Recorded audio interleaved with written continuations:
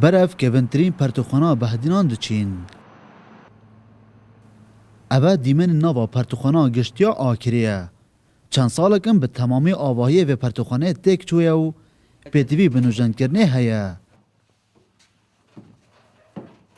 لویره پرتوک ماینه بی خودانو جه جی نمای جبوی پیشاندانا پرتوکن نوی و گلیک آزور جی چند سال کن لسر پشگوهاویدنا و پرتوخانه لآکریت دروز بویه. از وقت مامستای که اکادمی زور جارا من قصد و مکتبه و کری و پرتوخانه من استفاده و مفالوان جداره ایوال گرتی الویره بس ویسر و برای خلک مامستا بید یا قطابی بید یا هر خلک که دی بید ویسر و برای تجعنا بید نه تا پالدان کو بچید و سردان و ویره بکد و استفاده الوان جدارات بیمین. رهبری پرتوخانه گشتیا آکری بو کرسات نیوز دادیار کرن. او آواهی لسال 1963 هاتیه آوا کرن. اونها پیتوی آوی بنوژنگرنه که بلس هیا. اوان ارده پیتوی جبوی پرتوخانه که مدرن هیا. لیکسی آگه جوی پرتوخانه نمایه.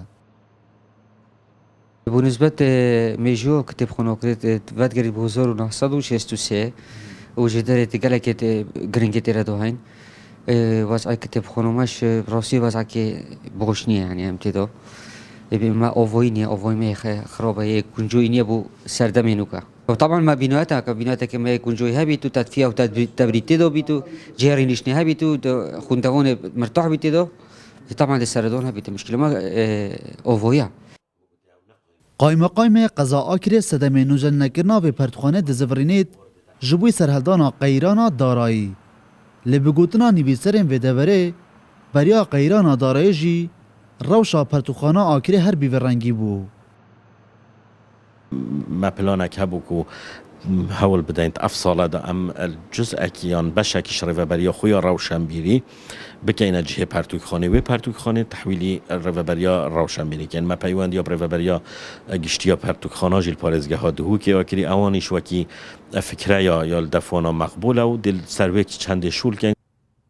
پرتوخانه گشتیا آکری بریا 56 سالان بری بناغی بو هاتیا دانان و بکوینترین پرتوخانه بهدینان هاتیا ناس کرن و نها پتر جه 18,000 ناونشانان لخود گریتن و دنها جدا جبر کوناتیا آواهی و پرتوخانه و تنگیا جهوه وکه پیتوی مفال و خوندنا پرتوکن دناوا و پرتوخانه دا نهاتیا دیتن.